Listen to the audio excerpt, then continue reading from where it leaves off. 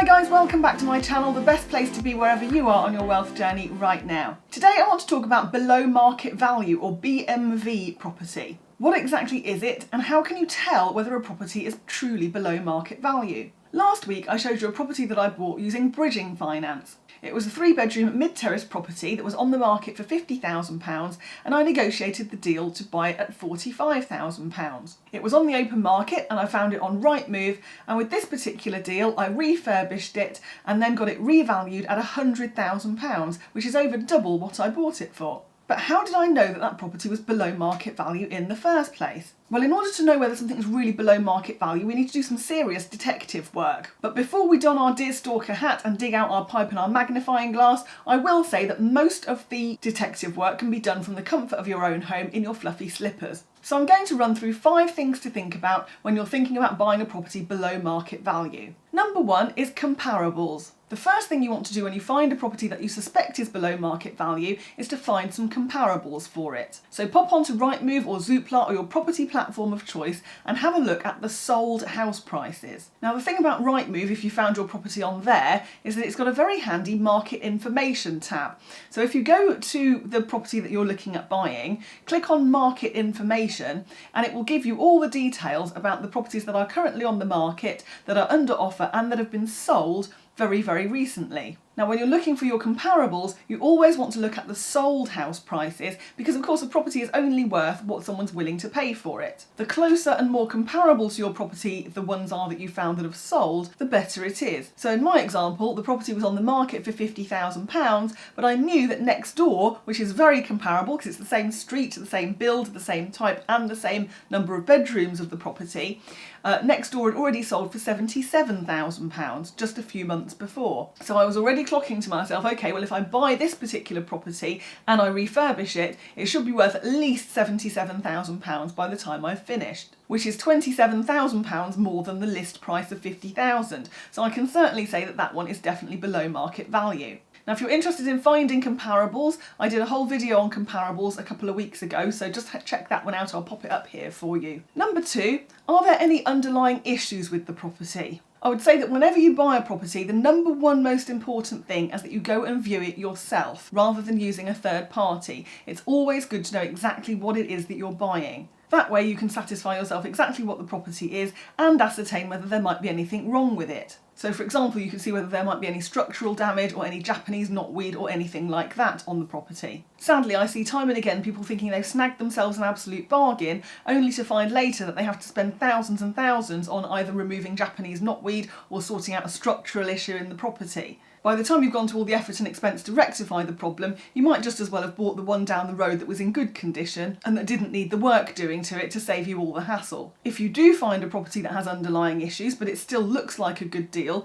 do make sure that you get a RICS qualified, that's the Royal Institute of Chartered Surveyors qualified surveyor, to actually go and have a look at the property and make sure there's nothing else that's hidden. You can also get separate surveys for things like timber and damp. The surveys might cost you a little bit of money in the first place, but it's better than losing your entire investment buying something that you weren't certain about. Also, if your property does have any underlying issues, think about how you might finance that property, because it may be that a normal mortgage lender won't be able to lend, in which case you might want to think about bridging finance, which again I've recently done a video on, so check that one out just up here. Number 3, speak to the estate agent, or even better still, the vendor. If there's something that looks too good to be true, it probably is. I remember a few years ago I was looking at a gorgeous little 1-bedroom cottage in Chester and it was listed at about £70,000 when all the other ones in the road and around it were 120. I rang up the estate agent and I literally just said to them, what's wrong with it? And the estate agent lady replied that it was falling into the River Dee. So again, refer to number 2. Are there any underlying issues? In this case, definitely yes. The property would have been unmortgageable to start with and probably uninsurable as well. It's also very difficult to put a price on doing work like that, so unless you have very deep pockets or you're actually a builder by trade, I would say probably steer clear of doing a project like that, certainly if it's one of your first ones.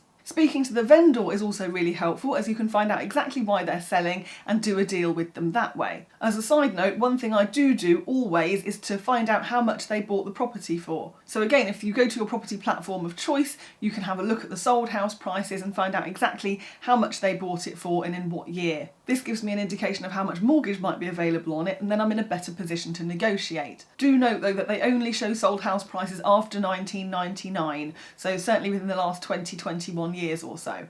Okay, number 4, beware of auctions. Just because something is listed in an auction doesn't necessarily mean that it's definitely below market value. I've heard of some very unscrupulous individuals who will go to a northern auction house, buy a property that's run down from a northern auction house, and then go in with a sledgehammer, rough it up a bit more, and then come down to London and put it in a London auction house for about twice the price. Auction property should be treated the same as any other property. You need to go and see it yourself, make sure you look at it thoroughly, get your comparables, and even get it surveyed if it looks like a good deal. Number 5, think about your long-term goal for your property. What are you going to do with it? Maybe it's a property like mine and you want to refurbish it and then keep it for income. It might alternatively be something that you're going to flip, so you're going to refurbish it and then sell it for a profit. Maybe you're buying something and turning it into a different animal, so buying a 3-bedroom house and turning it into a couple of flats or a HMO, for example. Think about what you can do to maximise the uplift in value. So those are 5 things to think about when buying below market value property. And as I was going through this, I actually thought of a bonus one for you. So number 6 is watch what you spend. Just because you're doing a refurb on your BMV property doesn't necessarily mean that you have to buy everything top of the range, especially if it's just a baby buy to let. It's very easy to get carried away with spending, and yes, I've done that before as well, and before you know it, you've spent much more than you originally meant to, which means that you don't get as much uplift in value once the property is complete. So plenty of food for thought there when thinking about your below market value property. Do let me know in the comments whether you've ever bought anything below market value and how that worked out for you, and what did you do to the property. Do also give me a thumbs up underneath this video if you have found it helpful, and don't forget as well to watch these 2 videos coming up next, because they will hopefully help with your wealth journey. Do subscribe to the channel as well if you haven't done that yet, and thanks ever so much for watching this week, guys. Do stay safe, and I'll see you in the next one.